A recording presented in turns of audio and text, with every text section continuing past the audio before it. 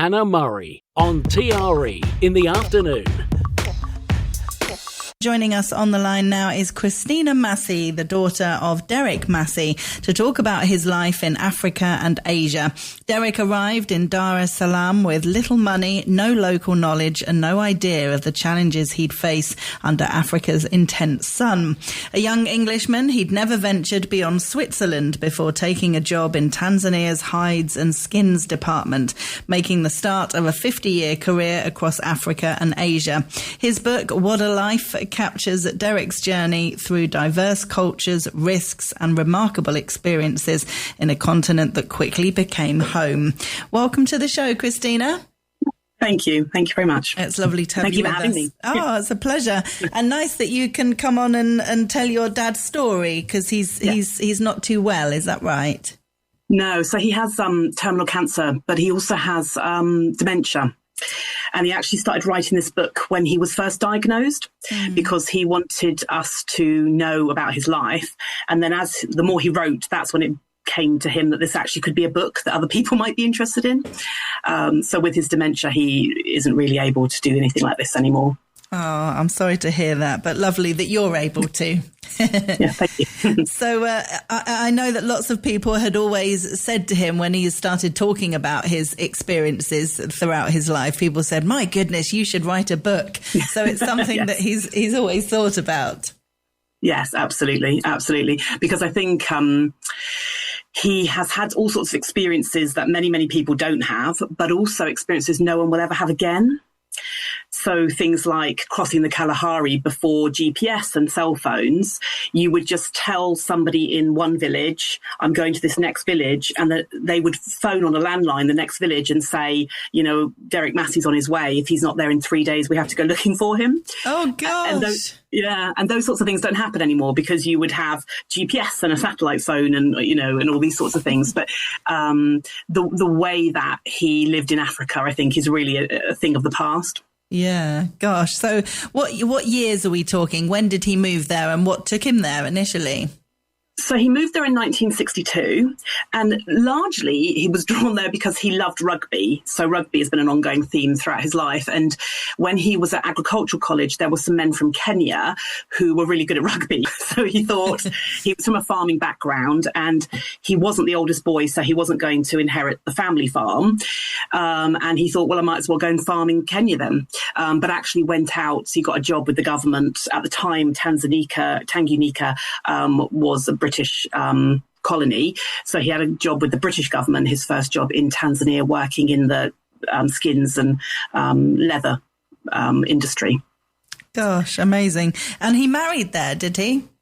Yeah, so my mum was a Peace Corps volunteer. She, so that's an American voluntary thing that a lot of young people do after university, was started by JFK, who had this big idea of, you know, not just taking from society, but wanting to give something back. So my mum went out to teach English in Africa, and they met in Tanzania.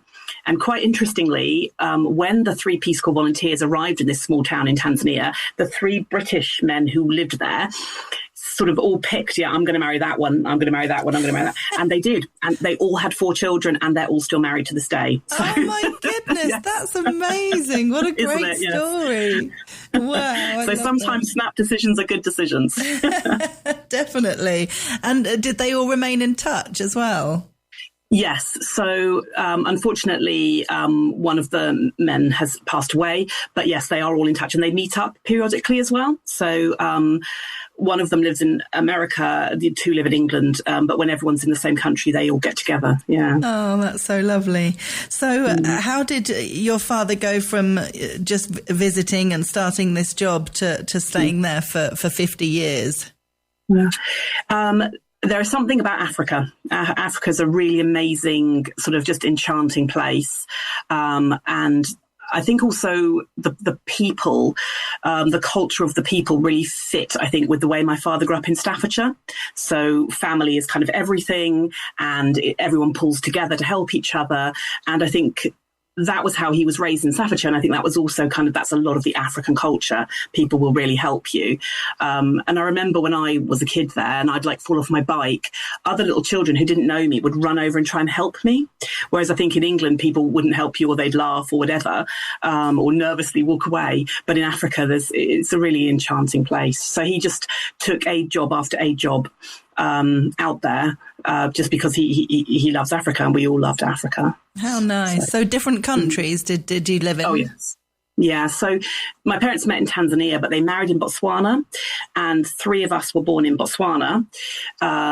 We've also lived in Kenya, Uganda, Ghana.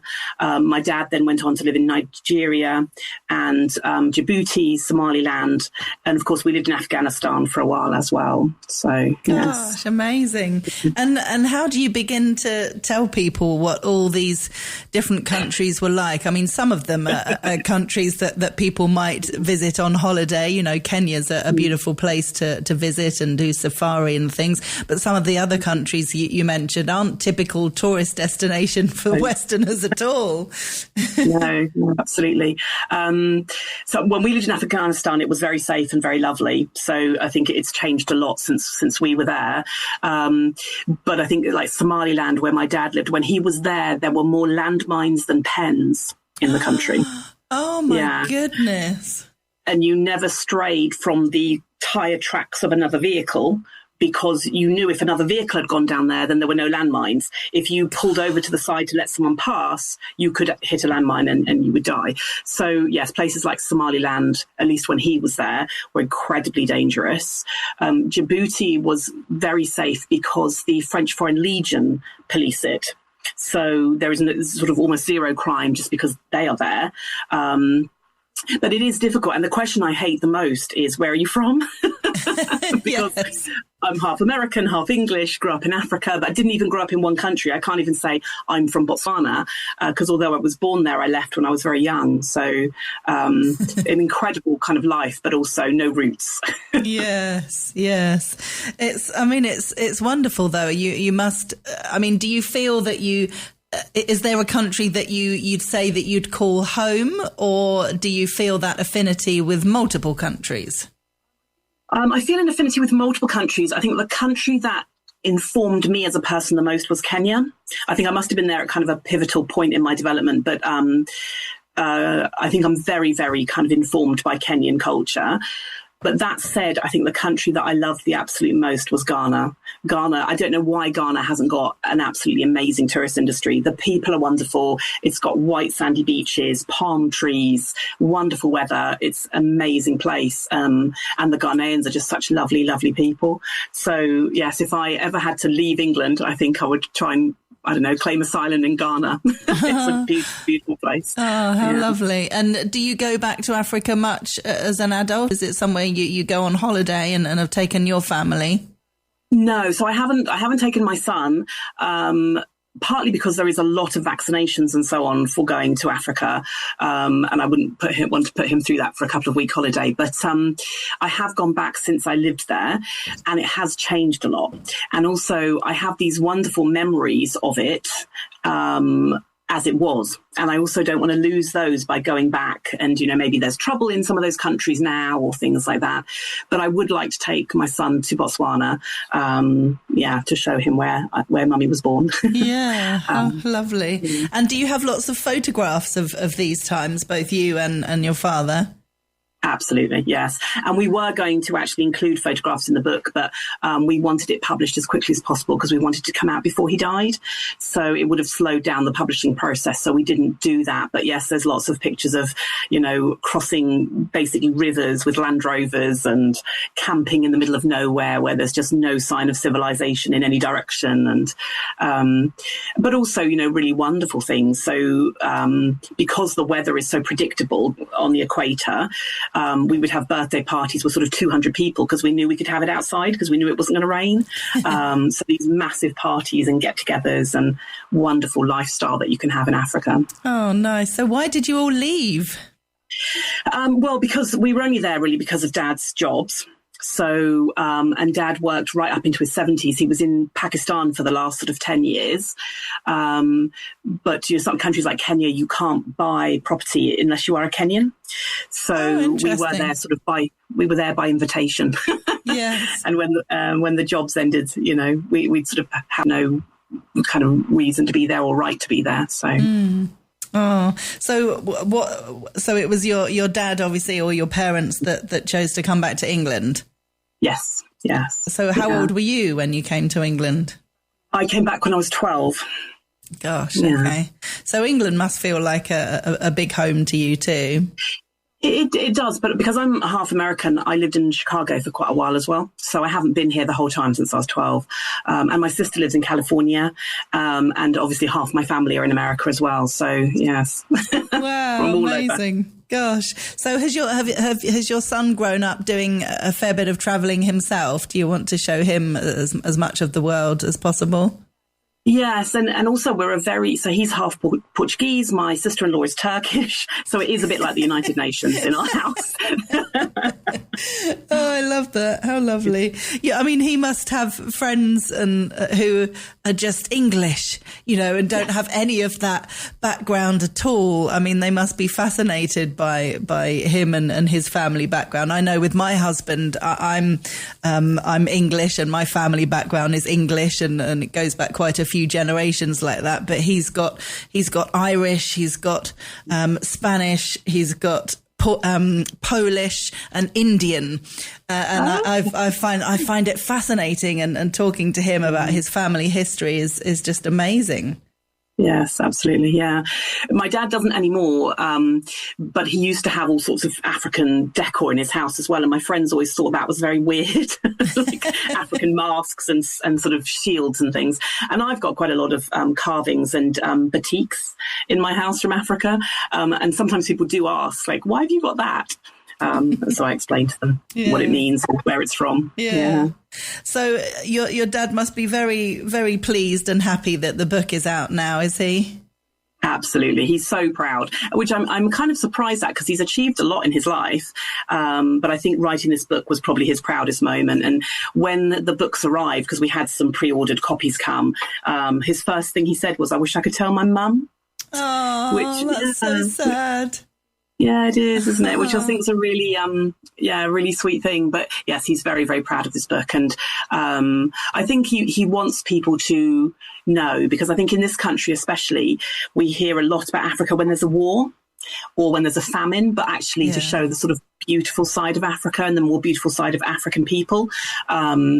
Because I think the news only reports the bad, doesn't it? Yeah. And most of Africa is not bad. Most of it is wonderful. Oh, that's lovely to hear. And are there any it must be difficult to pick out, I suppose, but highlights for him that he's written about in the book that are really, really special that you can pass on? Well, the thing I like the most is the story about getting a hippo out of a swimming pool. Because I did not expect. I don't know if I would know how to get a hippo out of a swimming pool. But basically what you do is you pile rocks in one corner and it will walk out by itself. Clever. Yeah, there you go. But the story he tells the most is the night that a sort of wild tortoise came up to his campsite and just spent the night next to him. So it walked up, and I guess because in the desert it gets very cold at night, he was just camping outside, and I guess this tortoise could sort of sense the heat maybe from the campfire and from my dad, and slept right next to my dad. Oh, that's gorgeous. How special. That's his favourite story. Yeah. You don't get that in England, do you? No, that wouldn't happen. And or if something's gone very wrong, if you have got a wild tortoise coming to spend the night with you. Oh, amazing. And I have to ask you about the title, Wadda Life. Very clever. Where does Wadda come from? It's Wadda. I think that's his Staffordshire-ness. I think it's, because my dad actually grew up speaking a dialect in Staffordshire, in rural Staffordshire. And I think they would say more like, what a day or rather than what a. Yes. So, yes, I think it comes from that. Okay, clever. Well, if people want to get a copy of Wadda Life, it's available now on our website, tre.radio, and it's by Derek Massey. And we've been chatting to his daughter, Kristina. Kristina, thank you so much for joining us. Thank you. Thank you very much.